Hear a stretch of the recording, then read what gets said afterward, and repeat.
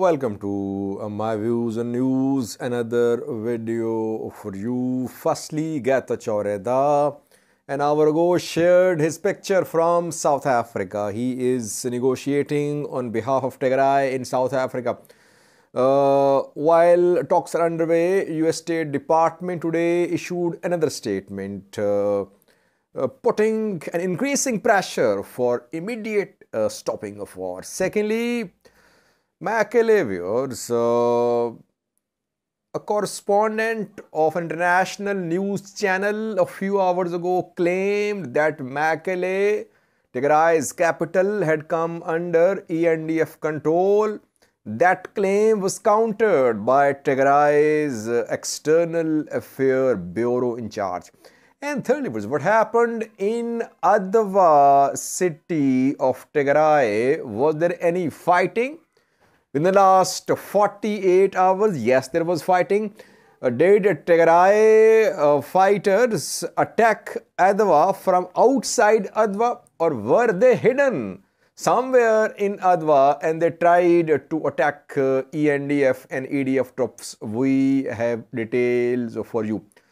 Firstly, viewers, talks are underway between Tigray regional government and Ethiopian federal government. Too early to predict the outcome of these talks because both sides are silent. US, UN, African Union are main players, but most important player is US.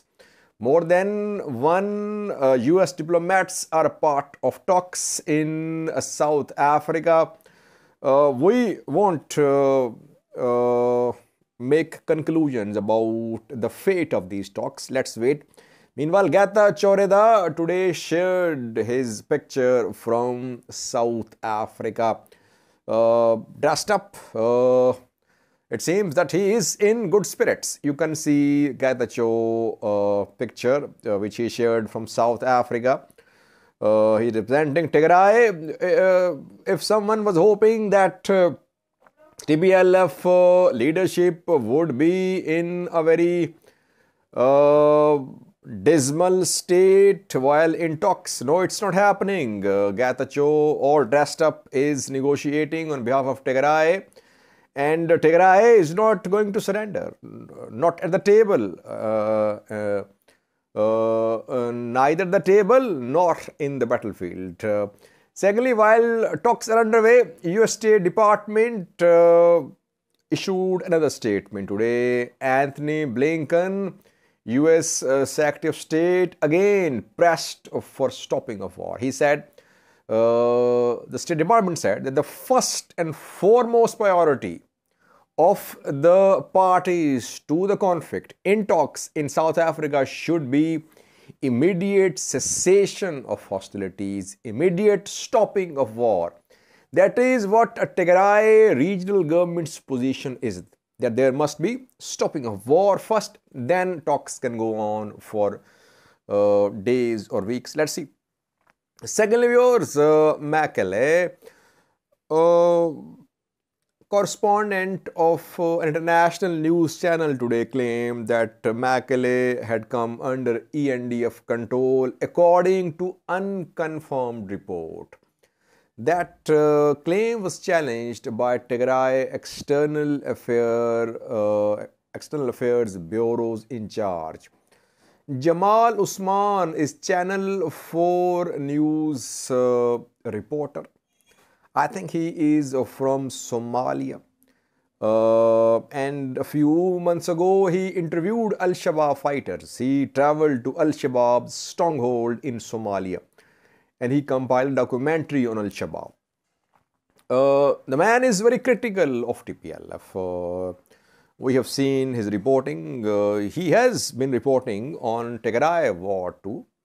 But since the start of this war, his reporting mostly I wouldn't say biased, but it wasn't neutral. He said a few hours ago that Ethiopian federal forces had taken control of Mekelle, according to unconfirmed reports. That claim was immediately rejected by Professor Mekelle Tigray, External Affairs Bureau's in charge. He said it was a fake news. What a fake news, he said. These reporters, correspondents, international news outlets, they have lots of resources, many more sources than we have. Al Jazeera a few weeks ago, claimed that Wuldia city had come under Tigray control. And last year, CNN said that OLA and TDF were about to enter Addis Ababa, Ethiopian capital. So these reporters, international news outlets, they keep on sharing false information intentionally or unintentionally, but they never make corrections. They never apologize. They have huge budgets. They have large number of employees, reporters, sources, but still they make errors. Why? Sometimes it's difficult to cover a war, especially this war. Ethiopian war is difficult to cover because Tigray, the war area, battlefield, is under a siege. No journalist can enter the area where fighting is ongoing. No internet there, no telecom services there, no electricity there too. No help in terms of satellite imagery because international experts are not interested in covering this war. And coupled with all this is massive disinformation campaign launched by both parties. That is why it is difficult to cover this war. And sometimes some reporters, some news outlets might be biased as well. But I would say that it is due to the nature of this war that it is difficult even for major news outlets of the world to cover it correctly. So that is why they make errors. We do as well, but people don't apologize, they don't make corrections. I think the purpose of the news channels is to keep the viewers updated. So if viewers have been misled, then they must clarify, they must make corrections. So Mekelle under TDF control, though what I reported a few hours ago was that around 10 to 15 kilometers away from Mekelle, around 10 kilometers away from Mekelle, there was presence of some Eritrean units. Lastly, viewers, Adwa, Tigray's town, city, historic town on B30 highway, came under ENDF-EDF control a few days ago. And after that, ENDF and EDF advanced towards Adwa. What is happening in Adwa? Since yesterday, we have been hearing rumors and some reports are being shared that Tigray forces had launched a defensive operation in Adwa. And Tigray forces inflicted heavy losses on EDF, ENDF in Adwa. Now, both sides are sharing conflicting information about what happened in Adwa. But there was fighting in Adwa city, it has been confirmed. Pro-government sources claim that some Tigray fighters, they were hiding in a religious place, and from where they came out, they opened fire, they attacked some ENDF, EDF troops and assets. But in the fighting, Tigray fighters were neutralized.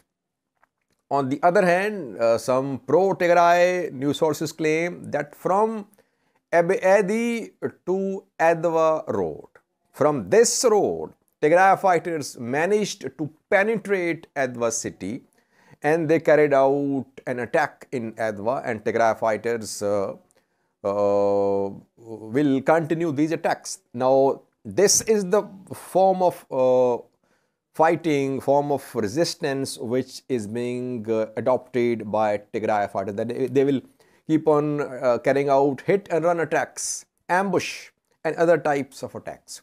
So it will continue. Difficult to give a conclusive opinion of what happened in Adwa, but that is what is going to happen. It will keep on happening because Tigray forces will now carry out small scale attacks. They won't try to recapture Adwa, recapture Shire, recapture Aksum. No. The strategy has changed now. They will be based in Central Tigray. They are based there.